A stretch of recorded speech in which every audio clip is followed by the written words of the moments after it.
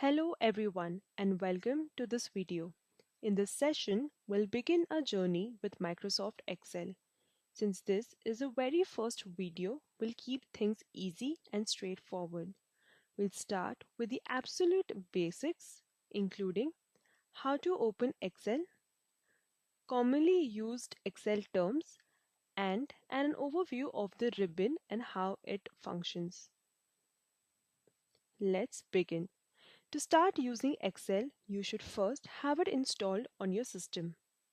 In most cases, Excel comes pre-installed when you purchase a Microsoft Office or a Microsoft 365 subscription.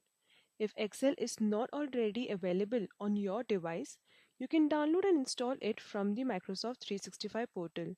Once installed, you're ready to work with Excel.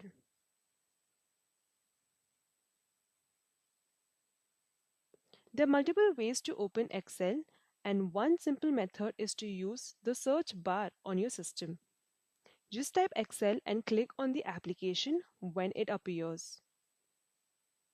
When Excel opens, you will see a list of recently used files. If you want to continue working on a file you opened earlier, you can directly select it from this list. However, for now, we'll begin with a new Excel file. To do that, click on the New and choose a blank workbook. Excel also provides several ready-made templates such as budgets, calendars, or reports, but we'll stick to the default blank workbook for learning purposes. Once you open it, this screen is called a workbook. At the bottom, you'll notice a tab named Sheet 1, which represents a worksheet inside the workbook. You can rename this sheet by double-clicking on it. For example, let's rename it as Sales Data. If you want to add another worksheet to the same workbook, simply click on the plus icon next to the Sheet tabs. A new worksheet will appear, usually named Sheet 2 by default.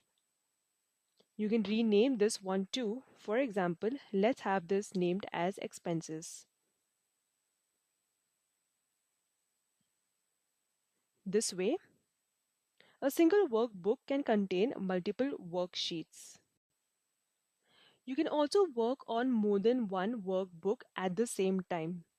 If you look at your taskbar at the bottom, you will notice multiple Excel windows open, allowing you to switch between different files easily. Now, let's understand the structure of a worksheet. The horizontal lines you see are called rows, and they are numbered 1, 2, 3, and so on.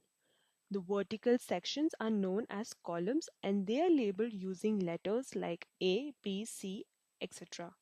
Where a row and a column meet, that box is called a cell. For example, if a cell lies at the intersection of column D and row 5, that cell is called D5. You can always see the active cell name displayed at the top near the formula bar.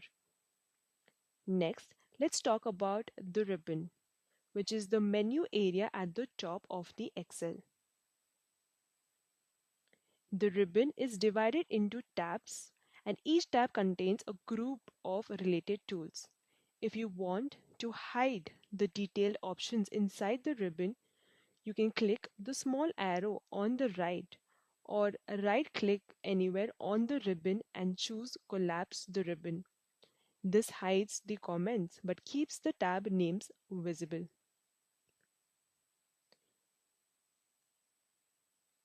To bring the ribbon back, right-click again and uncheck the Collapse option. The File option is slightly different from the other tabs. Clicking on File takes you to the main menu where you can create a new workbook, open existing file, save your work, or export it.